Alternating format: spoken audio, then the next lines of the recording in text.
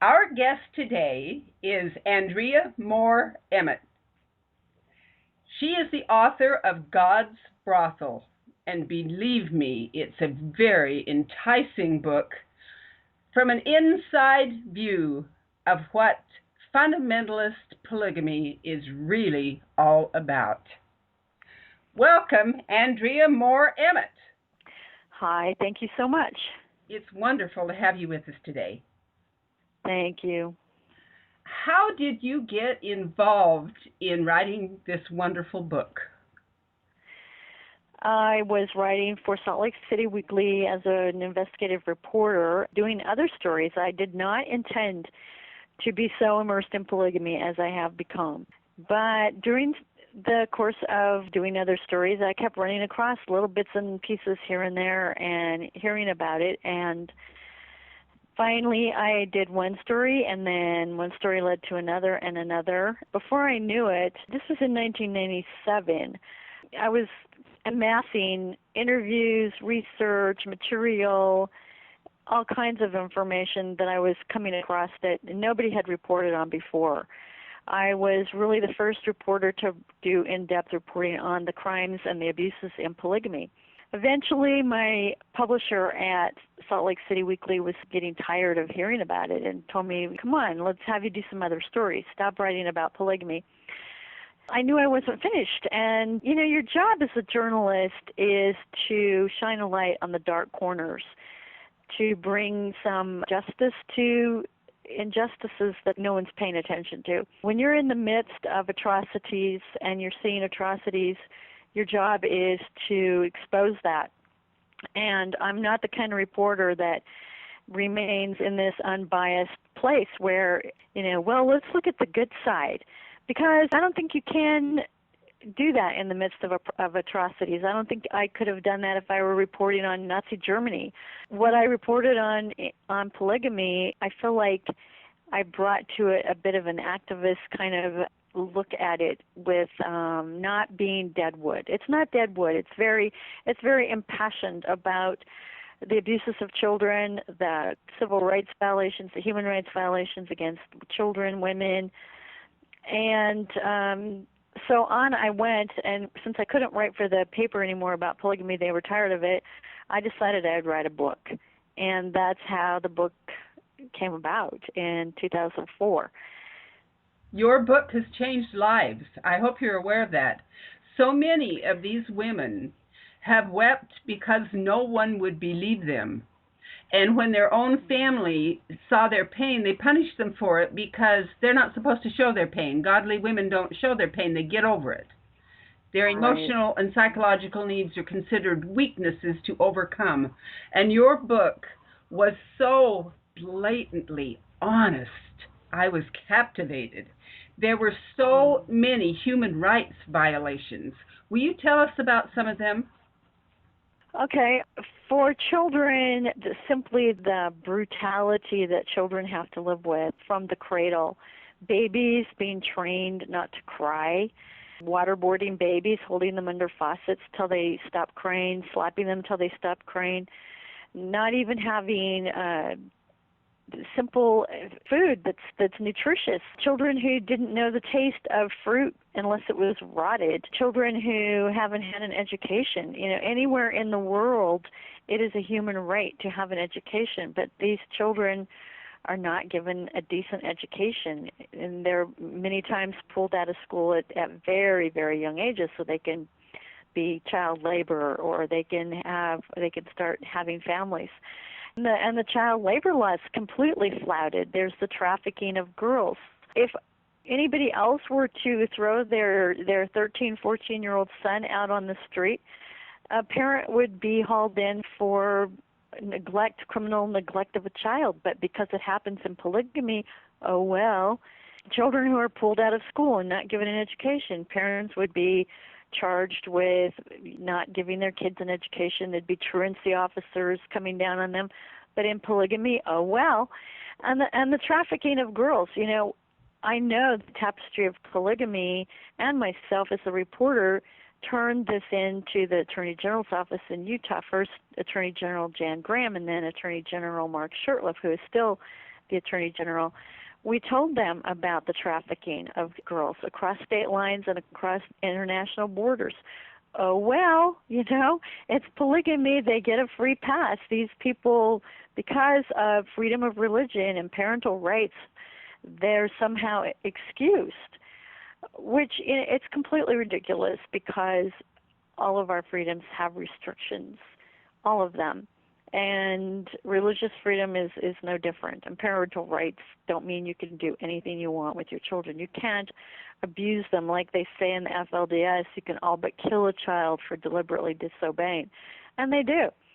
There's the sexual abuse that is just unbelievably rampant. The intermarriage, the incest, and children born with so many birth defects. And then just burying a child in the backyard, burying him on the desert. This happens and they know it. And I've had people in really high offices in Utah tell me that they knew this was going on. They've always known this was going on for decades. Why don't you think they do anything about it?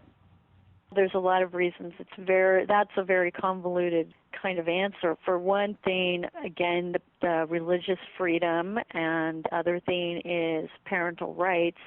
Our country is becoming even more and more leaning toward religion can do anything.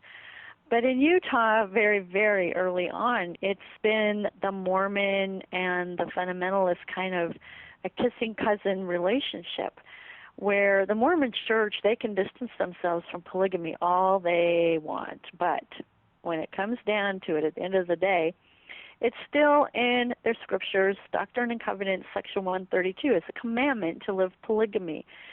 And I actually did have a senator in Utah tell me, and he's asked me to never use his name, but I'll tell you what he said. He said, Andrea, they are not going to do anything about polygamy in Utah because my colleagues tell me that when Jesus returns, the fundamentalist groups will come back to the mainstream Mormon church. We will all be living polygamy together, and it will all be all right. So there's a wink and a nod, and we'd be doing it ourselves if we hadn't had to get rid of it, but you guys go right ahead.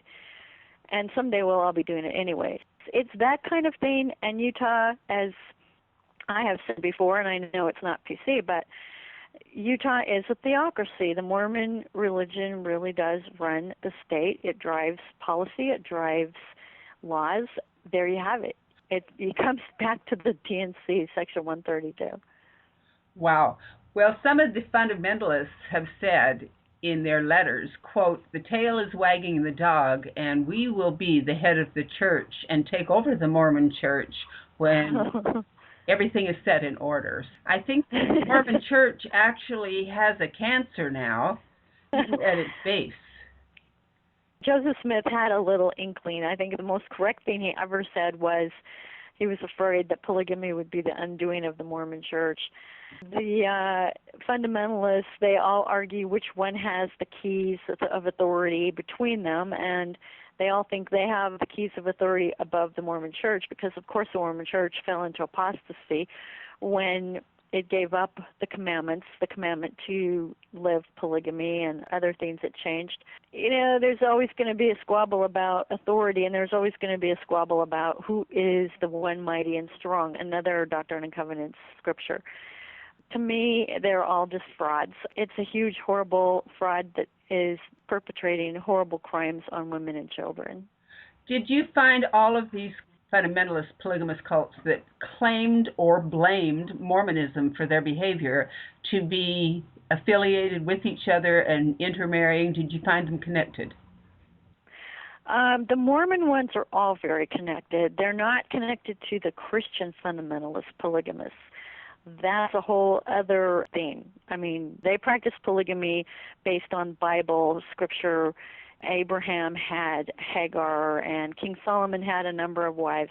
They go by the old Bible teachings of polygamy. The Mormon fundamentalist polygamists are very interconnected. There's plenty of stories of one group will exchange a daughter for another one's daughter in another group. They're all very much in touch with each other. It's kind of it's kind of a little bit of a club in that way. They, even though they believe that their prophet has the keys over the other guy's prophet, they still all do stay very much in contact with each other. Did you find a lot of child brides and underage marriages in any or all of these groups? I did in all of the groups. Some of them are backing away from it as much as possible, especially verbally. Some of them like to say that they haven't done it or they never did do it. There's evidence that they have done it in their recent past, if not more recently. Some of them continue to do it to this day. They don't care because they believe in God's law, not man's law, and they believe they have God's law. So they are doing it no matter what. The FLDS, for example, was doing it long before Warren Jeffs came along, and they're going to do it long after he is locked away. They're all very hypocritical when they say they haven't done it because there's evidence in every single one of them that they have. A lot of the girls that have escaped have been threatened with blood atonement. Are you familiar with that?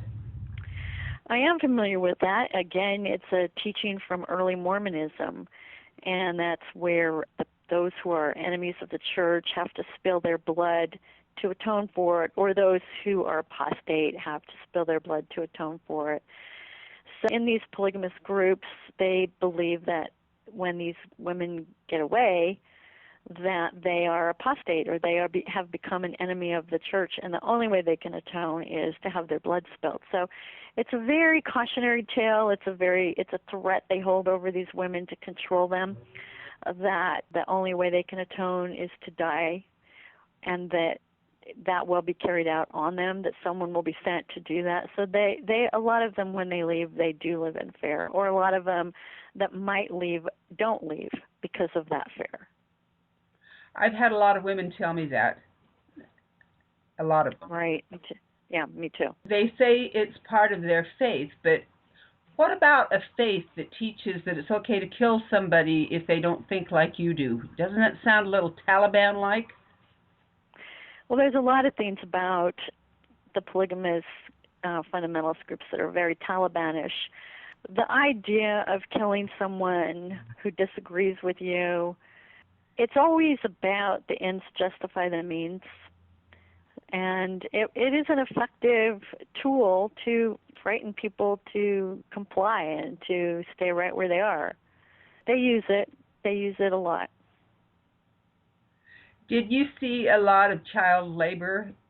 Was that brought to you? Oh, absolutely, I did. The Kingston group in Salt Lake is notorious for child labor. FLDS is notorious for child labor.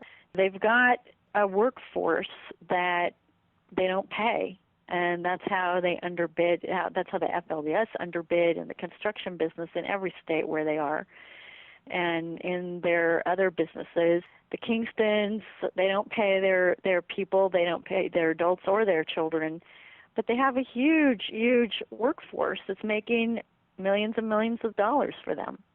Now, the Kingstons pay with script. It's just a few cents on the dollar, and then they have to use it within their own church-owned companies. They have their own economy. These are people who are a law unto themselves. It's like a nation within the nation.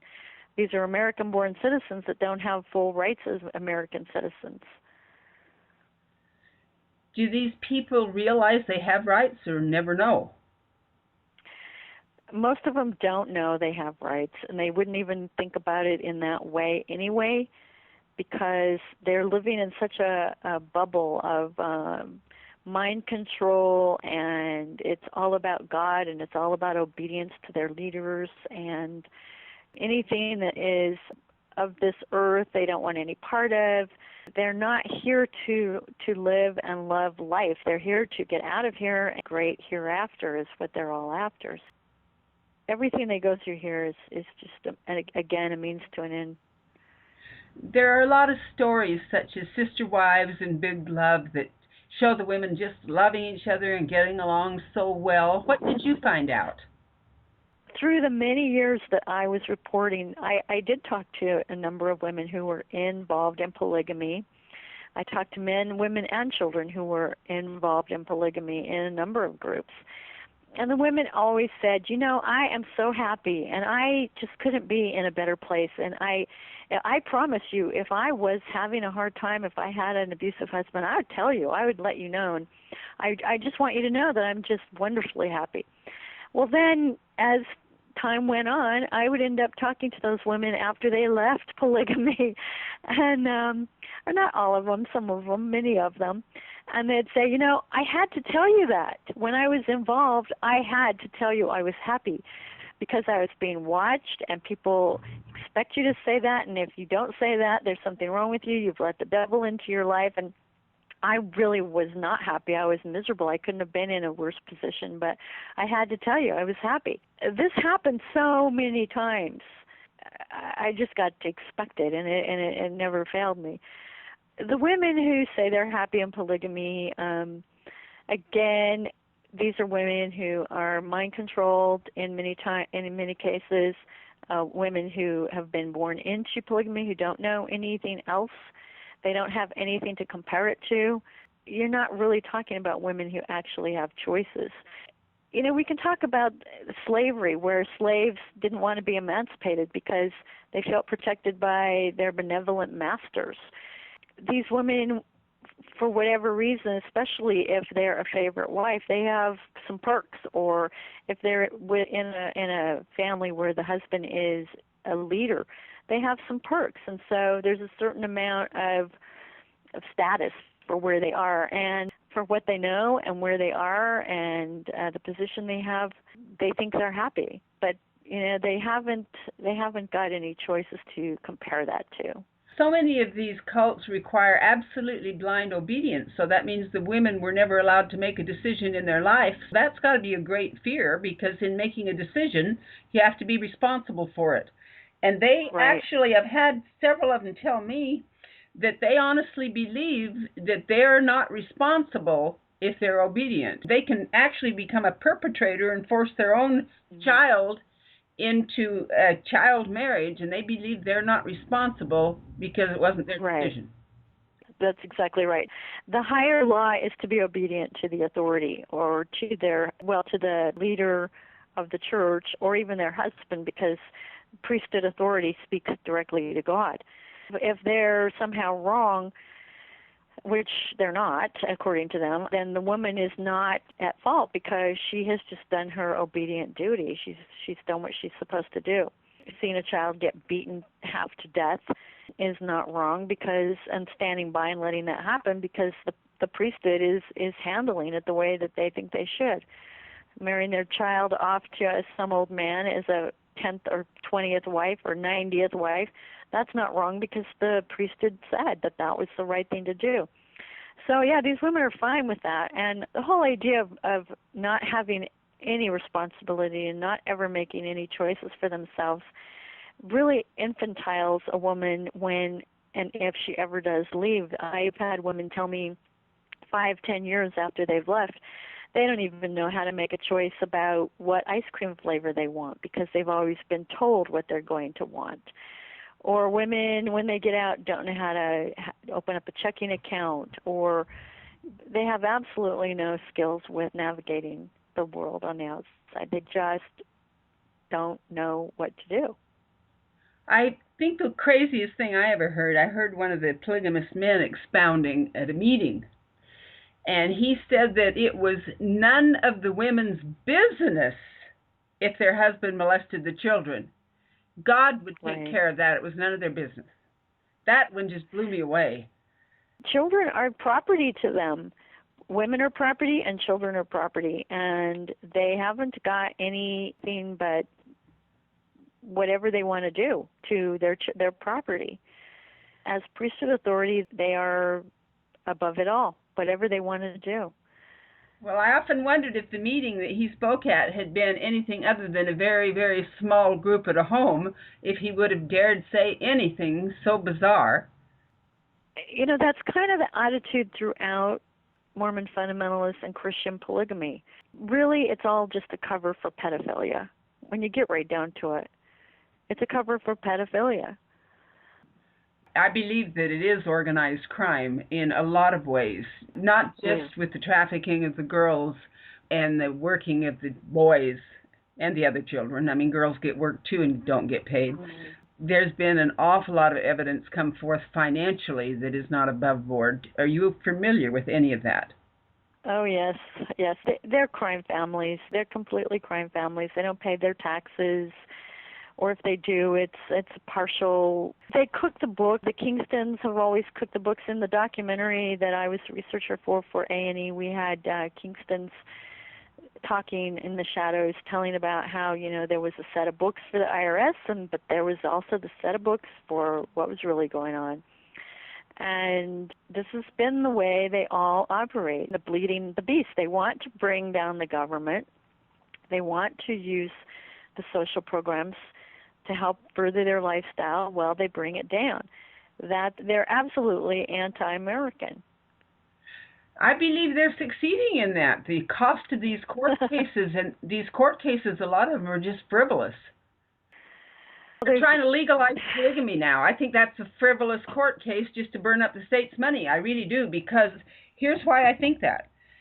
They have never obeyed the law, no matter what it was. So what difference does it make if it's changed? Well, it doesn't. They'll still do what they're going to do. Yeah. They're always going to do it, no matter what. It's also to prove a point, and it's also to be a little bit of a media star. They love the attention somewhat. Yeah, it does burn up a lot of resources, and there's always going to be that. There's always going to be plenty of that. What you said about media star, I think that's really true. It's only a period of time till some other man comes up and brags about his young wives in front of a camera or on TV, and the next thing you know, he's getting TV interviews and he's a big man. Yeah, there's a good portion of narcissism going on. Yeah, that's crazy. That's really interesting. I think there's heavy narcissism as well.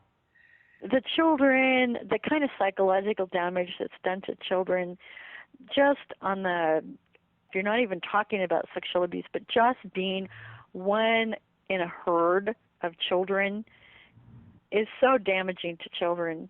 To not have a relationship with their father. I will never forget being in court and John Daniel Kingston being asked by the guardian ad litem to name his children that he had with just one of his wives. He couldn't do it. He could not name his children. And then the guardian ad litem gave him a sheet of paper with the list of those children with the one wife.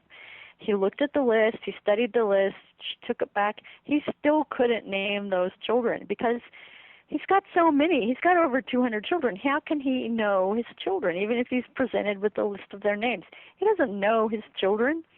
The kind of damage, relationship to parents, it's horrendous what is done to these kids on so many levels psychologically. There's so many people that say it's an adult choice, but once children are born, it's not an adult choice. It affects their lives. Exactly right. And again, they can talk about adult choice all they want, but when you throw in the dynamics of mind control, and you throw in the dynamics of domestic violence and how battered women are emotionally before they even get to the point where they're battered physically, and you throw in the coercion and the fact that many of them have grown up in this and don't know any other choices, then you really can't say it's an adult choice because they don't have a choice. They're not equipped to make a choice. Well, girls that have been taught all their life that they're going to suffer eternal damnation or have to be killed to save their soul are coerced. That's not a choice. No, it isn't. Not a choice at all, but they're saying that it's a choice. I know one woman told me that, well, they gave me this choice. I could suffer eternal damnation and go to hell, but they loved me. They wanted to save my soul, and the only way they could do that is through blood atonement. So it was my choice. What did I want to do? That's right. A choice. No, it's not a choice. It's not a choice. The abuse, for a lot of these women, they have been taught that abuse is only physical. So emotional and financial abuse, coercion, not getting to eat, being screamed at, being locked up. That's not abuse if he didn't hit you. Even in some cases, women don't see physical abuse as abuse. They see it as a necessary thing that the husband needs to have for control over the wives and over the children. They don't even have any kind of understanding of what violence is and what abuse is. You're not even talking, when you use words, the meaning is completely different to them than it is to you. That's a whole other thing you have to think about when you use those words, abuse or violence or domestic violence. They don't see it the same way. They think abuse is normal then. Well, they think it's necessary. I see. It's necessary. And it depends on the groups, of course, but in many of them, especially true in the Kingston group, that is a necessary thing that men have to control, for control. So you feel that while they're all based on the same kind of basic system, some of them are more extreme than others? Well, with everything, there's no generalization. They're just different ones they all have extreme things, and they all have other things that are more atrocious than other ones. They all have something of the same elements going through. Well, the blood atonement is a pretty extreme theme. I guess it's just that some of them carry it out more often than others. Yes. They all talk about it. They all threaten with it. They all use it as a tool to keep people in line. Some of them carry it out, and some of them haven't for quite some time. But it just takes one zealot to just decide they're going to do it. Some of them have not done child brides for a while, and some of them are doing it to this day. Some of them use extreme violence with their wives and children, while others use less. Some have more incest than other ones, but some have less. It's all a matter of degrees in every one of these categories, but the themes run solidly through all of them. The psychological and emotional needs of the women, do you think they're ever met in a polygamous family? It's impossible. It's impossible. How can any woman share a man and feel like she is an equal? How can there ever be a balance of power? How can there ever be a partnership? That is what marriage is. That's what family is. And this totally skews that to such a degree that it makes it impossible. Women are on the short end of the resources, of the attention, of having the one-on-one. There is no one-on-one. I now have my degree in psychology with an emphasis in marriage and family therapy, and I can say from another perspective that this is damaging and harmful to marriage and family. Well, if the guy that doesn't have time for his women, how in the world would he have a father-child relationship with his children? How would they grow up knowing a father? Well, they don't. They really do not. And again, in some groups, it's more extreme than in others. In the Kingston group, for instance, they don't even know who their father is. They think their father is a truck driver, or, their mother has pulled a name out of a phone book, and they discover who their father is later in life. Word gets out. They don't know. They don't know. It's their father to them is some uncle that comes by to see their mom once every 2 weeks or 3 weeks, depending on how many wives he has. And then in other families, they live in the same home with their many mothers, or in some groups, they know who their father is. So it rotates. But no, they do not have a close father-child relationship. That is impossible. There is no way one man can spread himself among 50 to 200 children or more. I had a couple of girls tell me that the only time that they ever saw their father was when he was preaching to them, that communication meant listening to him. Yeah, or in some cases when their father came over to discipline or sexually abuse them. That's not a relationship. No, that's not a relationship. When you say some of the kids didn't know who their fathers were, have you heard about the forged birth certificates in many of these families? Yes, I have. There's the birth certificate thing is a really muddy mess because there are some kids who don't even have birth certificates, and those are the ones that are most prone to be trafficked in the States. Then there's the ones that have the birth certificates and they're trafficked through the different countries. Or there's the ones that have birth certificates but they're forged. That's the ones the mothers use to get welfare and WIC. And then it just depends on group and family and situation, and it's so convoluted and it's such a mess. I don't know there's just no way to iron all that out. All these problems are generational. They're, one upon another. I'm amazed when I talk to people and interview them how many of them have falsified birth certificates. Right. Are you aware of a lot of welfare and government fund frauds? Oh, absolutely. There's huge amounts of that. Again, we're talking about bleeding the beast, using the government system to get money to sustain their lifestyle while bringing the government down.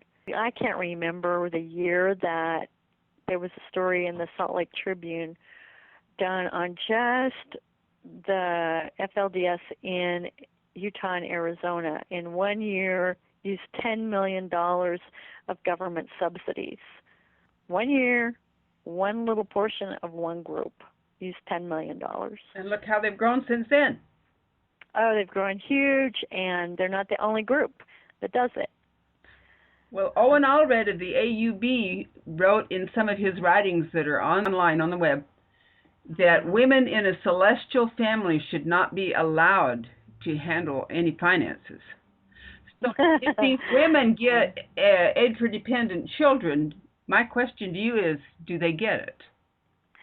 Oh, no. I interviewed so many people who they talked about getting welfare stamps or getting the card or whatever they get in whichever state they're in, and then selling it, turning that money over to the church, and then feeding their kids. I know, in fact, one particular I remember talked about her mother doing it, and then her mother would get pigweed off the desert, and they would have pigweed for their meals. Her mother would make pigweed salad and pigweed, kind of like veggie balls or whatever, for them to eat. But they were getting government aid, but her mother was selling the government subsidy benefits and then giving the money to at that time it was Warren Jeffs.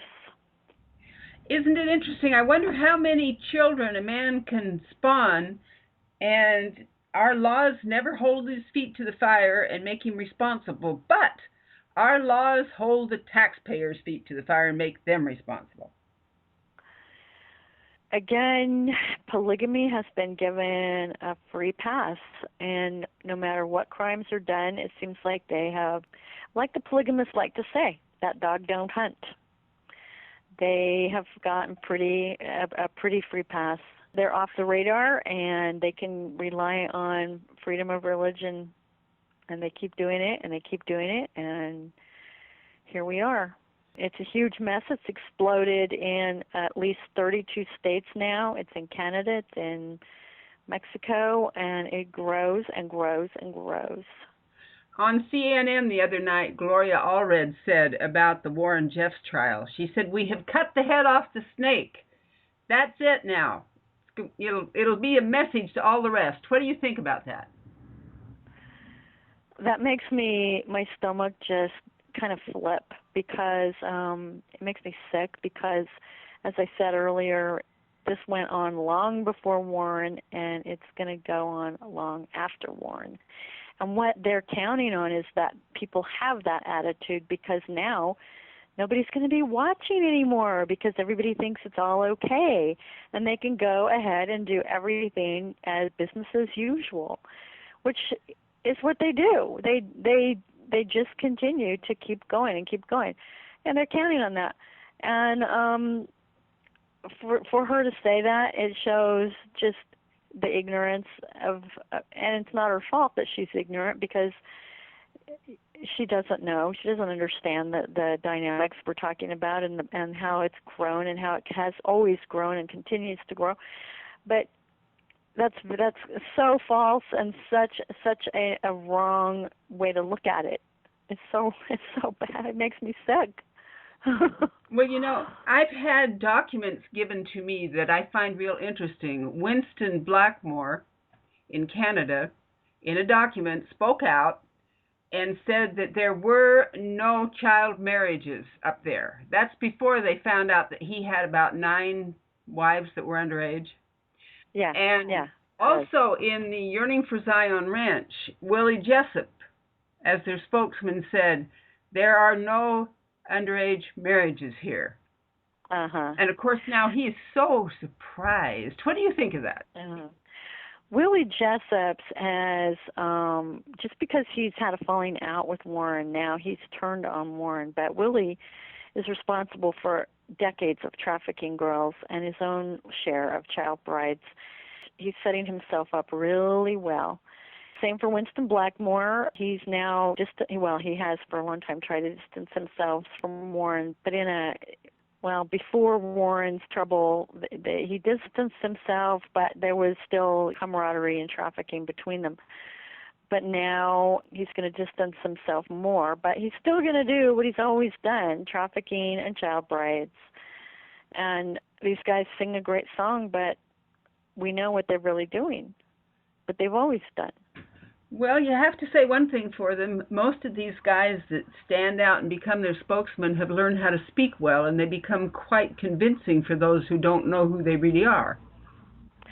Well, they've become quite convincing because they know how to work the PR machine, and that's in part to some unethical reporters in Salt Lake who, during the Texas raid, went down to Texas and in exchange for exclusive stories brainstormed with them for days before the rest of the media was let in on how to present themselves well to everyone and to come across looking like forlorn, heartbroken parents crying for their children. Parental rights have been trampled, religious rights have been trampled. They wanted to make it look like the 53 raid where the same kind of thing happened.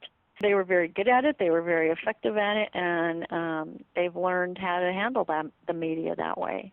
So the raid, the way that it was handled there, making all the women on the screen all sad and crying, which of course I believe they really were. But now in retrospect, the public looks at them and says, whoa, these women crying for their children are the same women that gave their 12-year-olds up, 14, 15-year-olds up for child brides.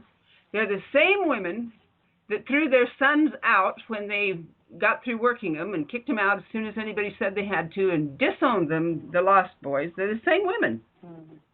Well, and those women, it's interesting that nobody noted that weren't really crying real tears. They weren't crying tears at all. They were screwing up their faces and making sounds like they were crying, but they weren't crying.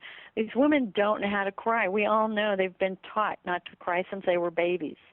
And there's no bonding between mothers and children in the FLDS. They rotate children between mothers so they don't purposely bond.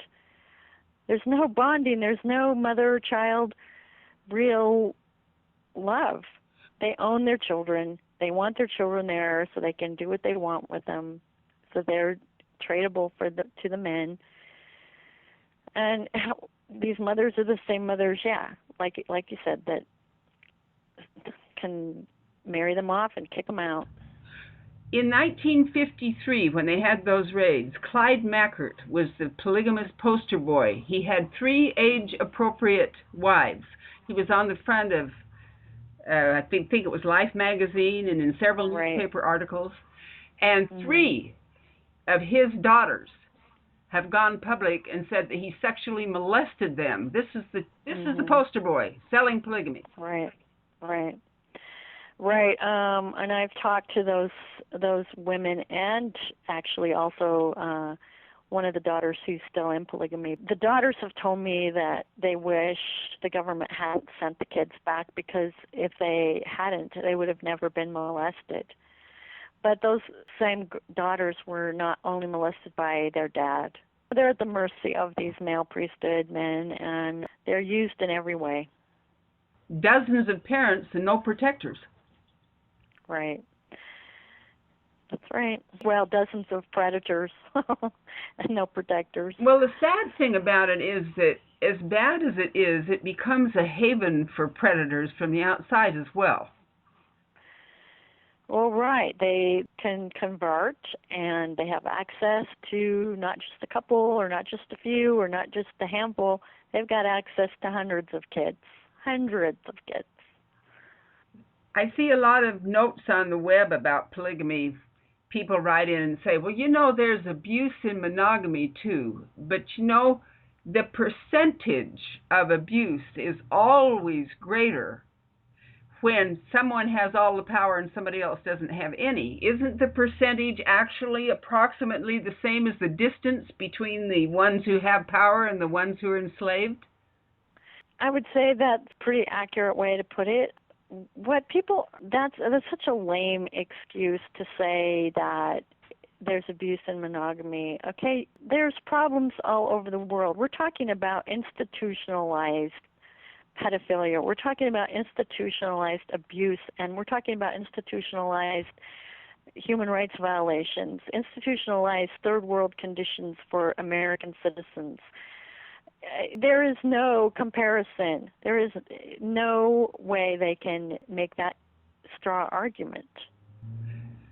Well, they make a pretty crazy argument. You notice the Muslim polygamists blame Abraham in the Bible, and the Jewish and Christian polygamists blame King David, and the latter-day or later polygamists blame Mormonism. All of them blame somebody who lived between 150 or 2,000 years before they were ever born for their personal crimes today.